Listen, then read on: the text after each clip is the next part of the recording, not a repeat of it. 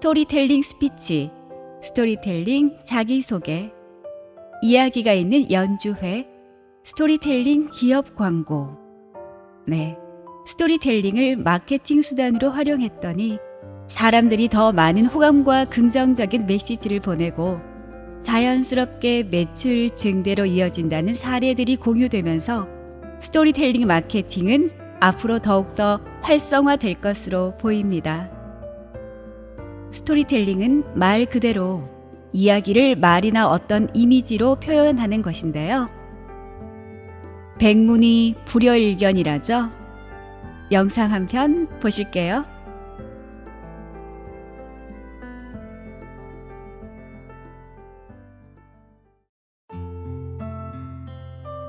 나는 나라를 지킬 수 없습니다.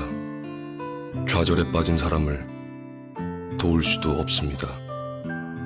지혜를 줄 수도, 아픔을 대신할 수도 없습니다. 그러나 그 사람들과 마음을 함께하는 다른 누군가가 있다는 사실 하나는 전해줄 수 있습니다.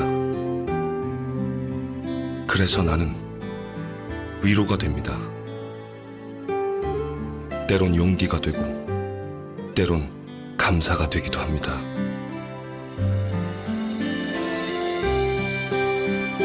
오늘도 누군가가 다시 미소 짓고 힘낼 수 있도록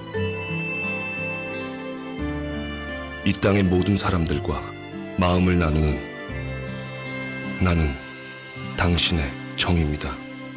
오리온 초코파이 정.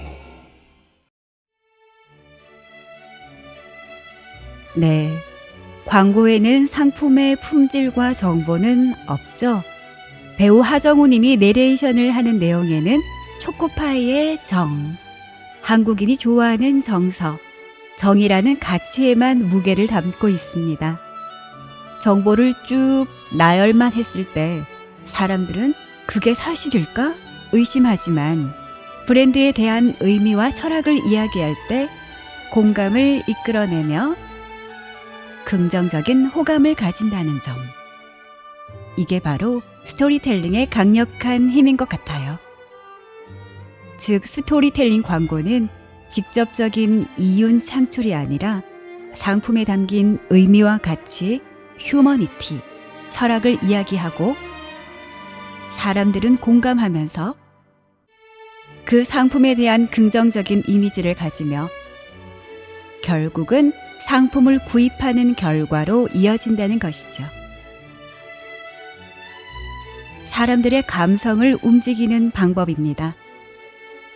그러나 잊지 말아야 할 조건이 있는데요. 바로 스토리텔링 광고의 3가지 원칙입니다. 첫째, 휴머니티. 노골적으로 상업성을 띠면 사람들은 불편하고 거부감을 느낍니다. 따뜻한 인간미가 반드시 녹아 있어야 합니다. 둘째, 진실된 이야기. 아무리 지어낸 스토리를 할지라도 그 창작의 기반은 사실에 근거해야 합니다. 영화도 실화인 경우 더욱 몰입하며 감동이 배가 되는 것과 비슷한 맥락이죠. 셋째, 주제 표현. 이야기 속의 인물, 사건, 배경이 조화와 균형을 이루면서 주제를 잘 표현해야 한다는 점입니다. 무엇을 이야기하는지 이해할 수 있어야 한다는 것이죠. 휴머니티와 진실을 기반으로 주제를 잘 녹여내서 스토리텔링 마케팅에 성공한 상품 하나를 소개할게요.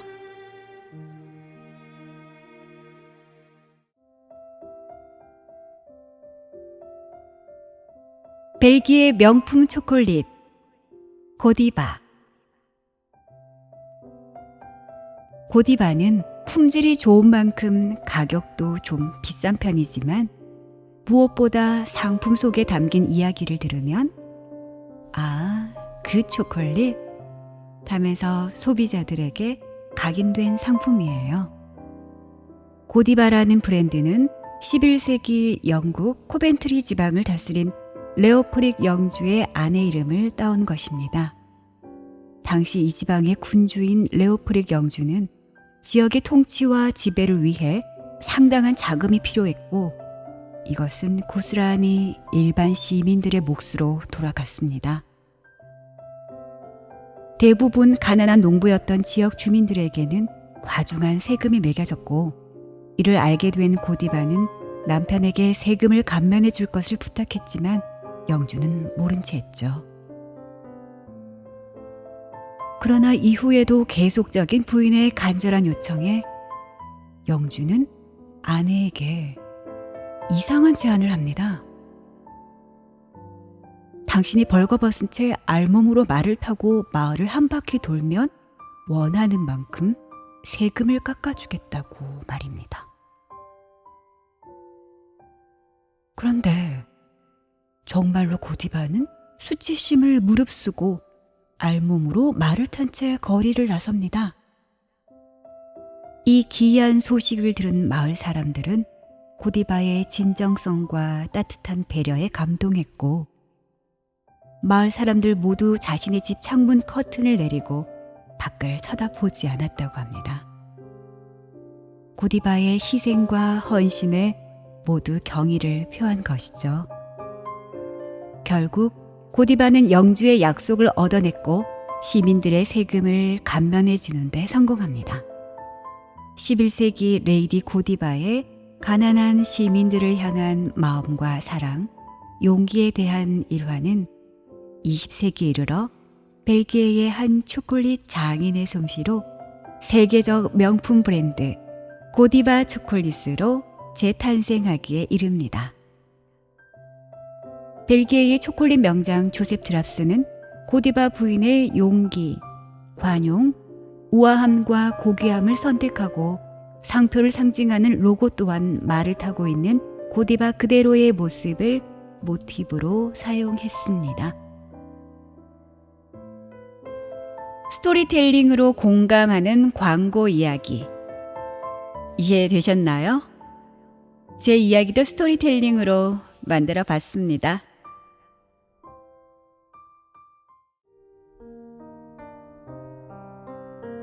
이제는 현대인의 삶의 코스에서 종착지가 된 것 같은 요양병원. 뇌경색으로 쓰러지셔 전신마비가 온 후 9개월의 와병 끝에 지금은 영면에 드신 아버지도 이곳을 거치셨어요.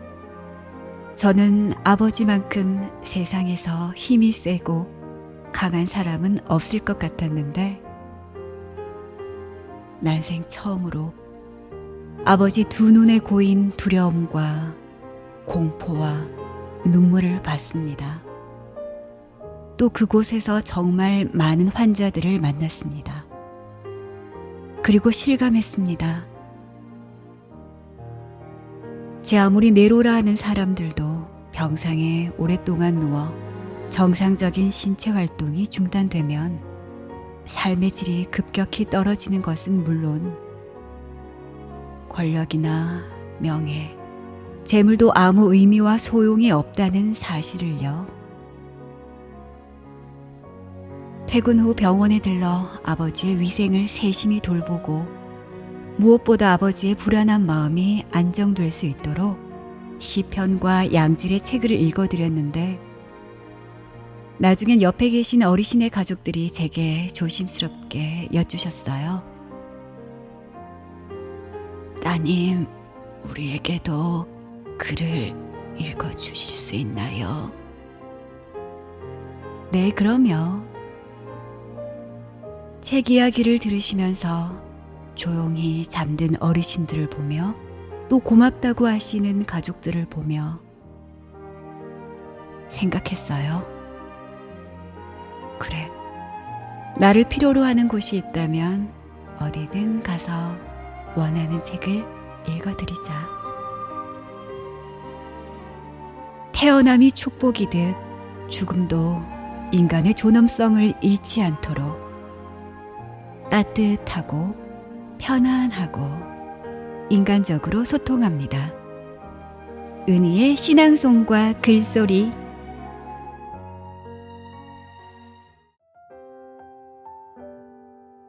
네. 미래학자 롤프 옌센은 이제 세상은 브랜드보다 고유한 스토리가 있어야 하며 스토리텔링을 배우지 못하면 사람들을 설득할 수 없고 설득할 수 없다는 것은 원하는 것을 얻지 못한다는 의미와 같다고 말했습니다. 여러분이 가지신 많은 재능과 운영하는 사업장을 스토리텔링 기법으로 공감하는 광고를 써보실 것을 권유드립니다. 지금까지 은희의 신앙송과 글소리의 김은희였습니다. 함께해 주신 여러분 고맙습니다.